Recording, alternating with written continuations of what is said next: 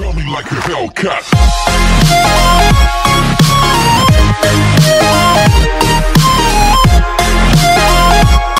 Hey guys, it's Shaan, and today we're going to be unboxing and reviewing a 360-degree dash cam.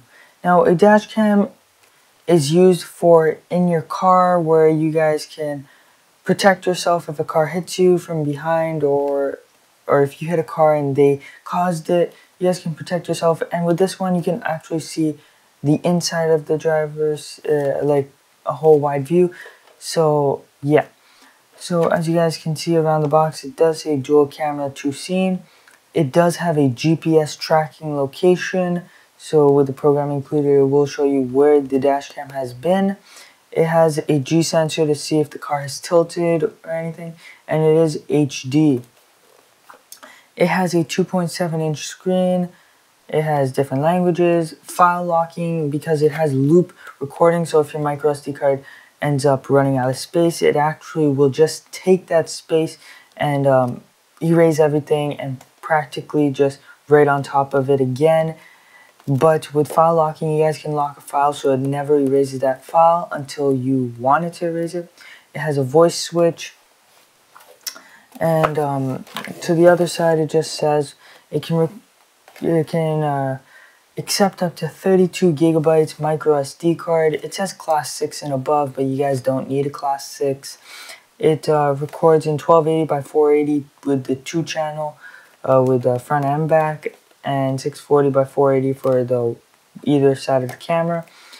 And it records at 30 frames per second. It has a privacy button, manager program, GPS tracker program, and you guys can see it has G-sensor graph, GPS map support, user settings, main screen, image swap in out, and recording file view. And onto the bottom, we have some more of the features that we were just talking about. Practically the same thing. It records in AVI movie format, and yeah, it just has some more information. You guys can check this out later, but yeah. So once you open it, you guys get presented by the dash cam itself to the left and a user manual. So this user manual, you guys can look over it, but we won't really need to be looking over it right now. It has detailed instructions on how to use it.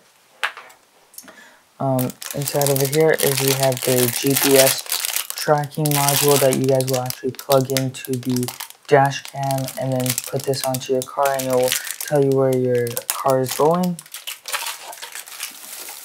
Over here we actually have a very long cable that can run through your car to power the actual the dash cam. We have a mount over here, a mount to hold it, and we actually have the real mount over here. That is a suction cup. So yeah. So with the dash cam itself now and the box out of the way, we can look at the dash cam itself. Now the dash cam is covered by a little protection, but we won't need right now, so we'll just put that away. And onto the front, you will just see the design, and so far it looks very nice. It does have an internal battery, just that the internal battery lasts at most 3 to 5 minutes, so that's why you guys will constantly need it to be plugged in. So this is the rear camera. Well, we'll just check where you're going. You guys can move it up or down, and it stabilizes. I'm using a good amount of force. It won't move, but once you push it up or down, it will go.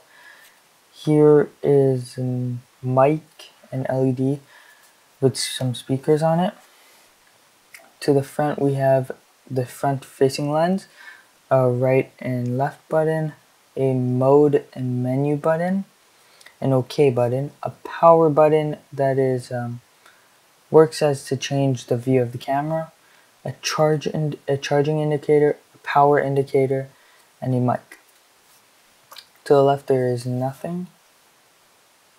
To the right we have a little flip that says GPS, DCN, and TF card. So what it has is over here is the GPS, where the GPS module will plug in. Over here is where you would plug it in to charge. And over here is where the micro SD card will go. So you will need any micro SD card, up to 32 gigs. Over here I'll just be using an 8 gig for a demonstration. So you'll just want to put it in until you feel a little spring action. So once you guys feel that, just push it in, close the flap, and then you guys just press the power button. Now, like I said, you guys might need to plug it in, so yeah, most likely you guys will just press and hold the power button, and you guys will let go, and it will say format card. I don't know if you guys can actually see that. Wait, maybe if I turn off the light. No, you guys can't see that because it's too bright. Okay, so what you guys would do over here is just click on yes, because you guys will have to click on yes, and then it should say formatting. You guys still can't see that. And now you guys will be able to see the camera. So over here is the back camera, and over here is the front camera. It has a very wide lens, so you guys get a very 360-degree angle. The power button can be used to toggle between the back, the front, and both at the same time. And there's the battery indicator, a record, and a GPS module that says it's not plugged in. So in the menu we have a few options. So over here I will just actually plug it into my laptop over here just to show you that you guys can use it. It will automatically power on when your car turns on and power off when your car turns off, as I will show you, but it has a charging indicator. So to change the date is actually not going to be in the menu apparently, so oh wait, no, actually I have to stop the recording before I go into the menu. And then you guys can see record mode and time setup. You guys will just want to go over there and change the day.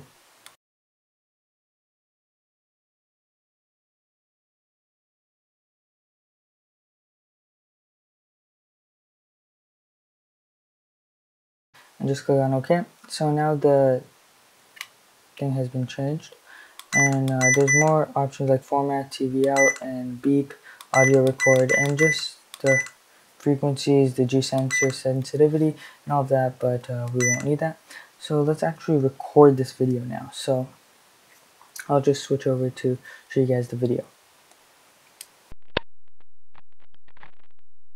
Hey guys, it's Shaan, and as you guys can see in this video, I'm currently in my room. This is the back camera, and this is the front camera, and that's practically my whole room, and that is a very wide angle lens.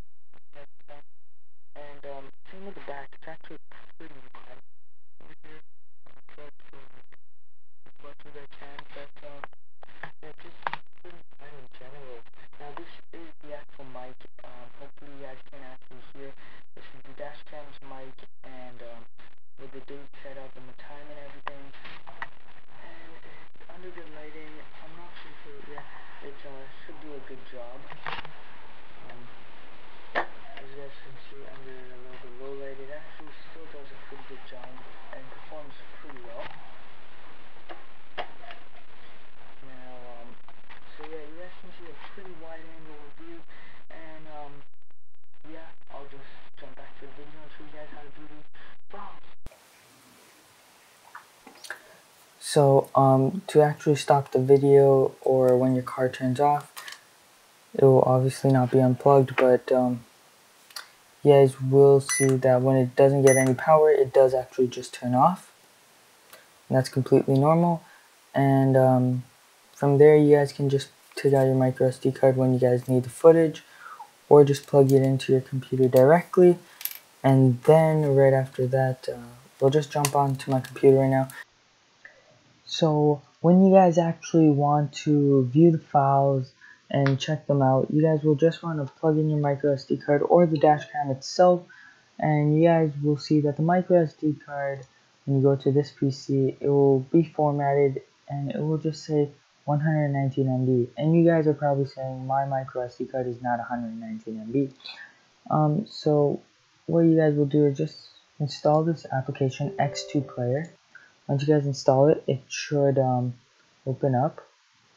As you guys can see, it has opened up and shows me all the recordings right now. And the one that we just took is right over here. So we can just play it from here actually. Hey guys, it's Shaan, And you guys can actually just see the wide angle lens right now. And it's very easy actually to scroll and scrub right through it. Now if you guys can see, it shows you where the y-axis is, the X, Y, and Z. It also has where exactly in the point of time of everything else, practically like the GPS location. You guys can find it all throughout this application.